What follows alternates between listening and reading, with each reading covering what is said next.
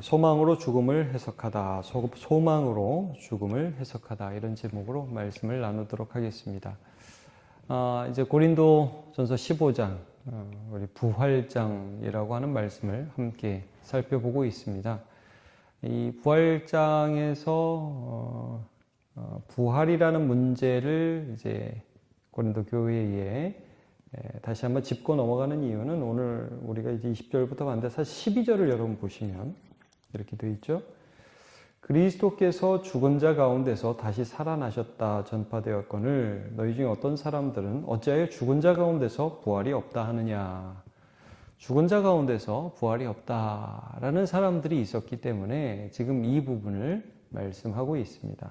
이게 어떻게까지 오늘 문제가 되느냐 하면, 오늘 본문에 여러분 32절을 보시면 이렇게 되어 있죠. 내가 사람의 방법으로 에베소에서 맹수와 더불어 싸웠다면 내게 무슨 유익이 있으리요. 죽은 자가 다시 살아나지 못한다면 내일 죽을 터이니 먹고 마시자 하리라. 자, 부활이 없다, 이게 끝이다, 이 세상이 끝이다, 이런 주장들이 교회 안에 있었기 때문에 먹고 마시자. 그러니까 어차피 죽었고 이게 이 생이 끝인데, 이번 생이 끝인데 다음 생은 없는데 여기서 먹고 마셔야지. 그래서 바울 사도가 굉장히 강조하는 게 지금 뭡니까? 이번 고린도전서 15장에서 우리가 만약에 부활이 없으면 예수 믿는 우리가 가장 불쌍한 사람이다. 여기서 이 고생하고 있고 새벽기도 나오고 있고 예수 믿는다고 더 고생하고 주일 지키고 다른 사람한테 욕먹으면서도 거룩하게 살려고 하고, 이렇게 살아가는 우리가 만약에 부활이 없다면 가장 불쌍한 존재다.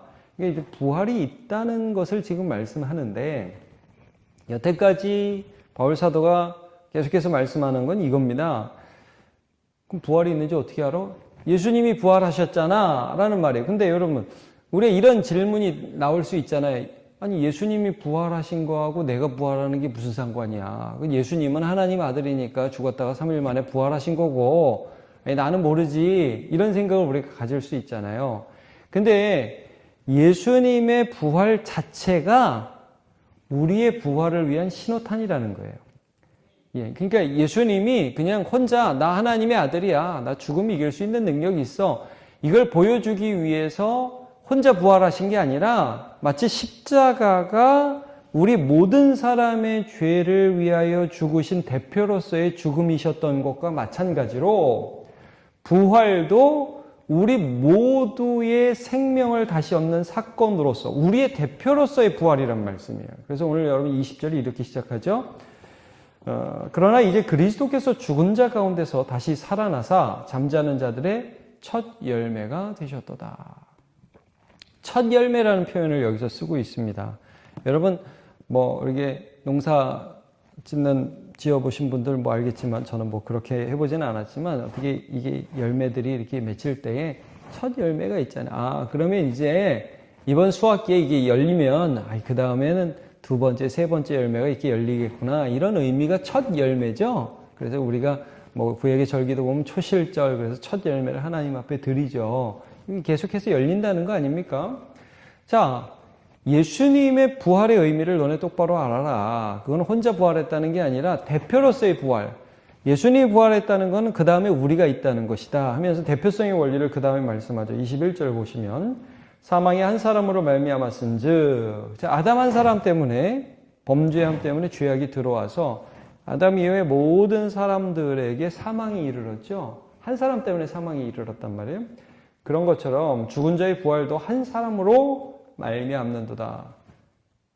두 번째 아담, 우리의 대표이신 예수님 때문에 부활도, 사망이 온 것처럼 부활도 온다. 자, 22절, 아담 안에서 모든 사람이 죽은 것 같이 그리스도 안에서 모든 사람이 삶을 얻으리라. 예수님의 대표성 원리를 잘 기억해라. 여러분, 우리 이런 거 있잖아요. 이게 국가의 원수가 다른 나라의 어떤 대통령하고 어떤 체결을 했어요. 우리 이제 무비자로 입국합니다. 체결을 해요. 그러면 이 대표끼리 하면 그 체결의 그 조약의 효력은 모든 국민에게 발생하는 거죠. 이게 대표성의 원리거든요. 아담이 범죄하고 우리 모두가 그 범죄에 대한 대가 때문에 죽음 안에서 태어나요. 이거 원죄라고 그랬죠. 죄책이라고 그랬죠. 자, 예수 그리스도의 죽으심과 부활로 이 죄책이 제거되고 우리가 하나님의 자녀가 되어서 영원한 생명을 얻을 수 있는 주의 자녀가 되었어요. 부활은 예수님 개인의 사건이 아니라 예수님 안에서 우리 모두가 사는 사건이라는 것을 말씀해 주고 있습니다. 자, 로마서 5장 17절 제가 읽어드릴게요. 한 사람의 범죄로 말미암아 사망이 그 한 사람을 통하여 왕노릇하였은즉, 아담을 가리키죠. 더욱 은혜와 의의 선물을 넘치게 받은 자들은 한 분 예수 그리스도를 통하여 생명 안에서 왕노릇하리로다 그랬습니다. 예수 안에서 생명이 우리에게 주어져 있는 것입니다. 자, 그러면 이제 이 바울 사도는 이 예수 안에서 이루어질 부활, 그러면요, 어떻게 그 부활이 이루어지는데요? 이제 내일 본문에 그것이 좀 더 자세히 나오는데, 오늘은 굉장히 그 어떤 순서적인 측면에서 부활을 그려줘요. 여러분 23절을 보시면. 그러나 각각 자기 차례대로 되리니, 자, 자기 차례대로 될 것이다. 어떻게 부활이 일어나는가? 각각 차례대로 된다. 먼저는 첫 열매인 그리스도요. 2000년 전에 이 땅에 오셨던 예수님이 죽었다 살아나셨죠. 첫 열매이셔요. 그 다음 열매는요, 그가 강림하실 때, 예수님이 다시 오실 때죠. 재림하실 때에 그리스도께 속한 자들이 예수님처럼 부활할 거예요. 예. 이 부분에 대해서 데살로니가전서 4장 16절에 이렇게 기록됩니다. 주께서 호령과 천사장의 소리와 하나님의 나팔 소리를 친히 하늘로부터 강림하시리니, 주께서 다시 오십니다. 우리가 본 그대로 다시 오실 것이다. 천사가 예수님의 승천을 본 제자들에게 말씀하셨죠. 자, 강림하실 때 하나님의 나팔 소리로 친히 하늘로부터 강림하시리니 그리스도 안에서 죽은 자들이 먼저 일어나고, 바울사도는 이렇게 말씀합니다. 예수 믿고 죽은 사람들이 먼저 우리보다 일어나서 주님을 맞이하기 위해서 공중으로 들림받을 것이다. 그 후에 우리 살아남아 있는 자들도 그들과 함께 구름 속으로 끌어올려 공중에서 주를 영접하게 하시리니 그리하여 우리가 항상 주와 함께 있으리라 그랬습니다. 여러분, 예수님이 오실 때에, 재림하실 때에 죽은 자들이 일어나는 걸 우리 눈으로 보게 될 것이고, 그리고 우리도 주를 맞이하게 될 것이다. 이것이 재림 때 있을 부활이다. 이렇게 말씀을 해주고 있습니다. 자, 근데 여기서 이제 이 고린도 교회에 굉장히 큰 이슈가 됐던 게 죽음이잖아요. 여러분, 우리도 마찬가지죠. 죽음, 사망, 이걸 어떻게 볼 것이냐. 그러니까 이제 고린도 교인들은 죽음을 그냥 이생이 끝나는 것이야. 끝! 이렇게 봤다는 거예요. 근데 지금 이제 이 부활이라는 부분을 말씀하면서 바울 사도가 우리에게 해주신 말씀은 뭐냐면, 죽음이라는 것은 끝이 아니라 하나님이 예수님 다시 오실 때에 멸망시킬 원수다. 이렇게 표현을 해요. 여러분, 우리 원수가 죽음이죠. 정말 죽음 앞에 우리가 마음이 아프고 애통하고, 참 사랑하는 사람을 보낼 때 참 이 죽음이라는 걸 우리 힘으로 이길 수 없어서 거대한 괴물 같잖아요, 이 죽음이라는 것이. 근데 바울 사도는 지금 이것을 말씀합니다. 그 죽음을 하나님이, 그 원수 죽음을, 사망을 멸망시킬 거야. 이렇게 말씀을 합니다. 여러분 24절 보시죠. 그 후에 마지막이니 그가 모든 통치와 모든 권세와 능력을 멸하시고. 그러니까 여러분, 이 세상의 모든 악한 권세와 통치, 막 돈을 숭배하는 거, 이 땅에 하나님을 대적하는 모든 것들, 쾌락을 숭배하는 거, 이런 거 다 마지막에 멸망시킬 거야. 부활이 그런 때가 될 거야 말씀을 하죠. 그래서 나라를 아버지 하나님께 바칠 때라, 이제 주님께서 다시 오시면 이 세상 나라를 하나님 앞에 드리게 되죠. 자, 그가 모든 원수를 그 발 아래 둔다는 게 뭐예요? 여러분, 깔아뭉갠다는 것이죠. 창세기 3장 16절에 보면 뱀은 여자의 후손의 발꿈치를 상하게 한다 그랬어요. 십자가 사건을 가리키죠. 그러나 뱀의 머리를 밟으신다. 십자가 사건으로 예수님이 이기시는데, 그 모든 승리의 마지막이 부활 사건이, 재림 사건이 될 것입니다. 근데 여기 보시면 모든 것들을 발 아래 깔아뭉개실 때 반드시 왕노릇을 하게 되시는데, 26절은 같이 읽어볼까요? 시작. 맨 나중에 멸망받을 원수는 사망이니라. 이 말씀하는 겁니다. 죽음은 끝이 아니야. 죽음 자체를 하나님이 멸망시키실 거야. 이걸 기억하라는 거예요. 죽음 자체가 멸망당할 거야. 다시 죽을 수 없게 될 거야. 이걸 기억해. 이런 말씀이죠. 27절 만물을 그의 발 아래 두셨다 하셨으니 만물을 아래 두신다는 말씀하실 때 만물을 그의 아래 두시니까 그 중에 들지 아니한 것이 분명하도다.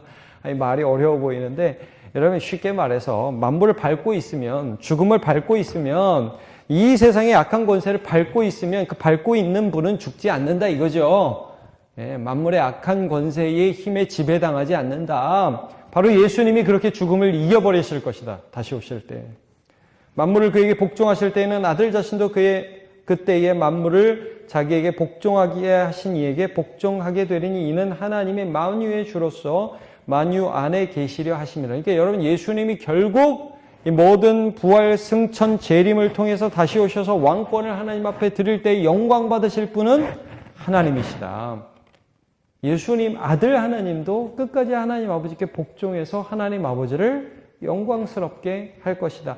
그런 때가 온다 이거예요. 죽음이 더 이상 우리에게 영향력을 줄 수 없는 사망아. 그래서 우리 고린도 전서 15장 맨 나중에 보면 사망아 너희 쏘는 곳이 어디 있느냐 이런 말씀이 나오잖아요. 죽음이 죽는다. 왜 죽는다고 너네들 막 그렇게 막 사냐? 왜 이렇게 담대하게 죄를 짓느냐? 그 안에 어떤 마음이 있는 줄 아느냐? 아이, 죽으면 끝이지 뭐. 이 마음이 있다는 거예요. 이게 아니라는 것을 계속해서 강조하는 겁니다. 여러분, 그러니까 소망이라는 게 왜 중요하냐? 부활 소망이라는 게 왜 중요하냐면 부활 소망은 현재 우리가 거룩하게 살아가야 할 이유가 되는 거예요. 사망이 끝난다는 걸 안다는 게 그래서 중요한 것이죠. 그래서 여러분, 다음에 좀 애매해 보이는 말씀이 나와요. 이게 이제 굉장히 성경 난제 중에 하나인데 29절인데요. 만일 죽은 자들이 도무지 다시 살아나지 못하면 죽은 자들을 위하여 세례를 받는 자들이 무엇을 하겠느냐? 어찌하여 그들을 위하여 세례를 받느냐? 이거죠. 여러분, 우리는 이제 죽은 자들을 위해 세례를 받지 않습니다. 그렇죠? 도대체 이게 무슨 말이냐? 우리 죽은 자들을 위해서 기도하지 않잖아요. 천주교에서 중세 이제 면벌부 문제가 이런 거 아니겠습니까? 이 죽은 사람들이 지금 연옥에 있는데 우리가 헌금을 조금 더 많이 하고 좀 더 착하게 살면 돌아가신 우리 할아버지, 할머니, 어머니, 아버지가 천국에 올라간다. 이제 이런 교리들이 문제가 돼서 교회가 부패가 되고 그랬잖아요. 그러니까 죽은 자들의 삶은 하나님께 맡겨드리는 것입니다. 우리가 선하신 하나님께 맡겨드리는 것인데, 근데 여기 이제 죽은 자들을 위해서 세례를 받는다. 이제 이걸 어떻게 해석해야 되느냐? 이게 좀 문제가 되고 많이 성경 난제 중에 하나인데, 여기 이제 위하여라는 단어가 이제 휘페르입니다. 제가 그 중에 하나를 소개해드릴게요. 뭐 가장 좋아 보이는데 휘페르 해가지고 때문에 위하여 다 됩니다. 그래서 이렇게 해석할 수도 있는 거예요. 자, 예수 안에서 어떤 죽은 자들이 있어요. 그들 때문에 세례를 받아요. 무슨 말씀이냐면, 여러분, 우리가 참 이렇게, 제가 이런 간증을 많이 듣거든요.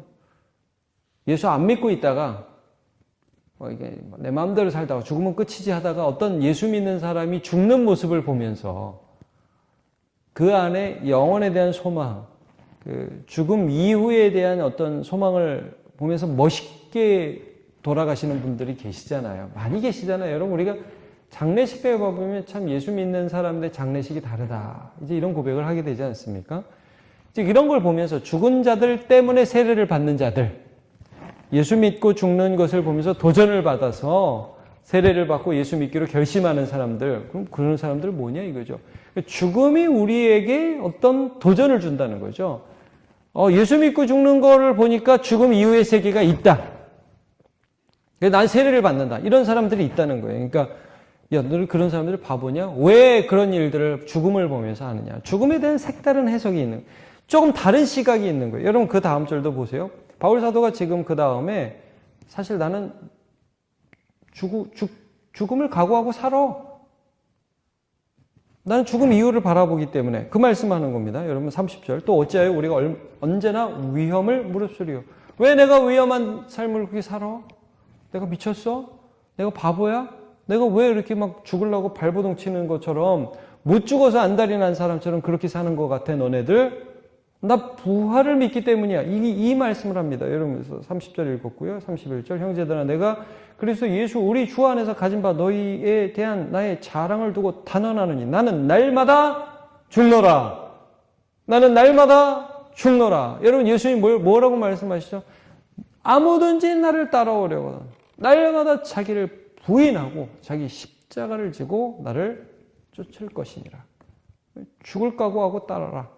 여러분 근데 왜 예수님이 이런 말씀을 하실 수 있죠? 우리에게 야 나 믿는다면 죽을 각오하고 따라라 라고 예수님이 말씀하실 수 있는 이유와 근거가 어디 있습니까? 예수님이 다시 오실 때에 죽음을 멸망시킬 거니까. 그러니까 삶의 태도가 달라지는 거예요. 여러분 소망, 부활 이건 미래에 있을 어떤 일하고 상관없는 일이 아니라 부활이라는 것을 바라보고 죽음은 멸망받을 원수야. 이건 나중에 끝날 거야. 지금 나를 한 번 죽일 수 있지만 두 번 못 죽여. 이런 의식을 가지고 살아간다면 오늘 우리가 주님께 죽음을 각오하고 충성의 삶을 살아갈 이유가 있는 거죠. 이걸 말씀하고 있습니다.